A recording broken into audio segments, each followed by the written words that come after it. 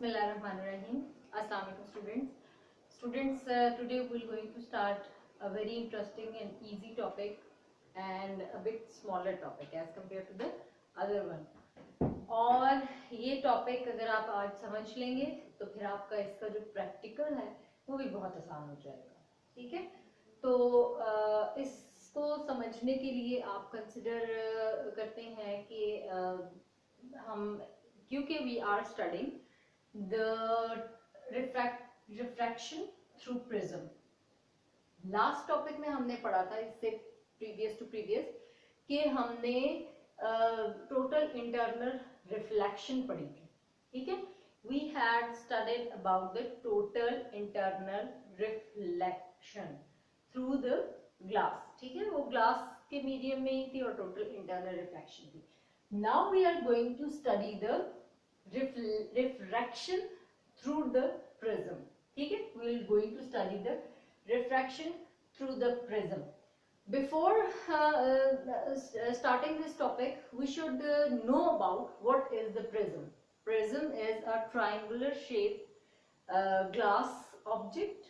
ठीक है, triangular shape होता है और इसका ग्लास जो है वो ऑप्टिकल ग्लास है. ऑप्टिकल ग्लास का मतलब है कि जिसमें से लाइट आराम से क्रॉस कर जाती है, लाइट के साथ जो डील करता है. That is optics means light. तो जो लाइट के साथ डील कर सकता है आराम से ग्लास, वो ग्लास इसका जो है वो इसमें यूज किया जाता है. और इसमें दो surfaces they are inclined over one another, ऐसे करके इंक्लाइंड है. ठीक है, ओवर वन अनदर, ताकि आपकी रिफ्रैक्शन बहुत आसानी से हो जाए. This is basically the definition of the prism. Prism is a glass material, triangular shape object, और material of the glass is optical glass. और उसके बाद जो है it has two smooth surfaces, smooth बिल्कुल plane surfaces which are inclined over each other to form proper refraction through it. ठीक है, अच्छा जी. नाउ इसकी एक्सप्लेनेशन या इसकी वर्किंग किस तरह हम करते हैं कि यहाँ से हमारे पास एक लाइट बीम आ रही है. ठीक है, लाइट रे आ रही है. ठीक है, ये ए बी हम कंसिडर करते हैं ए बी और C. This is a triangle, this is one face of the prism. ठीक है, तो हम ए बी सी एक प्रिज्म कंसिडर कर लेते हैं और कंसिडर करते हैं कि ये light ray P E, light ray P E is incident the side A B at point E. ठीक है, कि ये रे इस साइड ए बी पे ई पॉइंट पे हिट कर रही है. ठीक है, हिट कर रही है और आपको पता है हम वो पॉइंट जहां से रे इंसिडेंट होती है वहां हम लाजमी एक नॉर्मल ड्रॉ करते हैं. जहां से वो आउट ऑफ द मीडियम जाती है वहां भी हम एक नॉर्मल ड्रॉ करते हैं, ताकि हमें एंगल ऑफ इंसिडेंट और एंगल ऑफ रिफ्रैक्शन या इमर्जिंग एंगल जो है वो हमें पता हो. तो ये ई पॉइंट पे जो है वो इंसिडेंट हो रही है, तो यहाँ पर हम एक डॉटेड लाइन से नॉर्मली जो है हम एन से रिप्रेजेंट करते हैं, एक नॉर्मल ड्रॉ कर लेते हैं. ठीक है, now the angle between angle of the ray of incidence that is PE and this normal N is the angle of incidence. ठीक है, तो जो एंगल है वो किसके दरमियान, इंसिडेंट रे और नॉर्मल के दरमियान, ये एंगल आ गया, एंगल ऑफ इंसिडेंस. यहां तक समझ आ गई हमें कि रे हिट कर दी है. After entering into the medium, now this ray, आपने पढ़ा है कि जब रे आपकी रेयर मीडियम से डेंसर मीडियम में जाती है, then that ray has to move towards the normal. ठीक है, टोटल इंटरनल रिफ्लेक्शन में हमने पढ़ा था कि जब हम या रिफ्रैक्शन वाले टॉपिक, रिफ्रैक्शन थ्रू स्लैब भी पढ़ा था, ग्लास स्लैब, उसमें भी हमने पढ़ा था कि जब भी आपकी लाइट रे एयर से ग्लास में जाती है तो वो थोड़ा सा अपने पाथ से डिफ्लेक्ट होती है.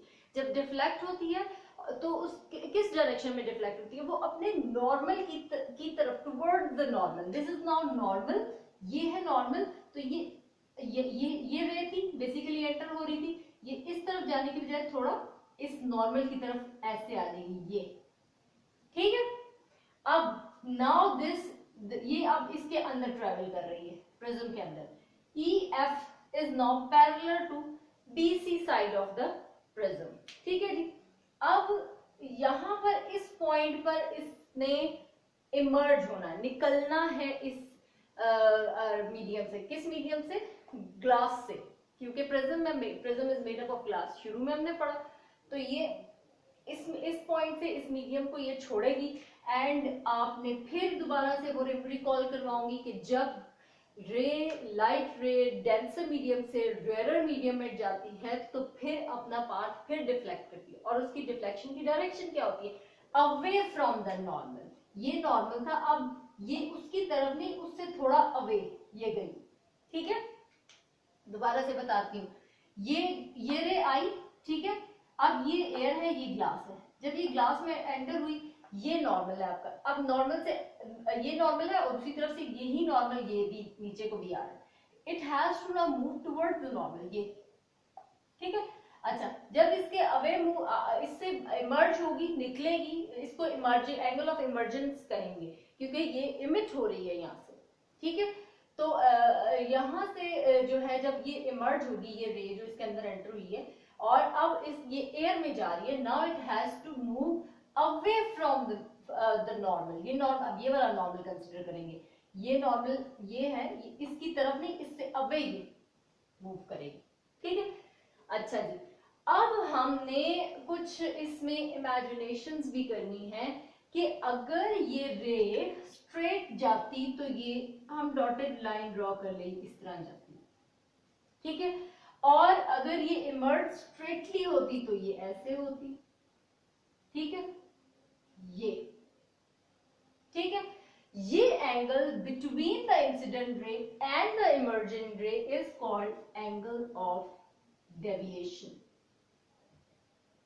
ठीक है, ये एंगल जो कि इंसिडेंट रे और इमर्जिंग रे के दरमियान बना है, ये इमर्जिंग रे है ना, तो इसको मैंने थोड़ा सा पीछे को ले ली, इमर्जिंग रे को थोड़ा, क्योंकि आपने पढ़ा हुआ है उसमें थ्योरम्स में मैथ्स के कि कुछ अगर हमने खुद से करना हो तो हम उसको कंस्ट्रक्शन लेते हैं और कंस्ट्रक्शन को हम डॉटेड लाइन से शो कर देते हैं ताकि हमें पता चले ये रे थी इंसिडेंट और ये इमर्जिंग।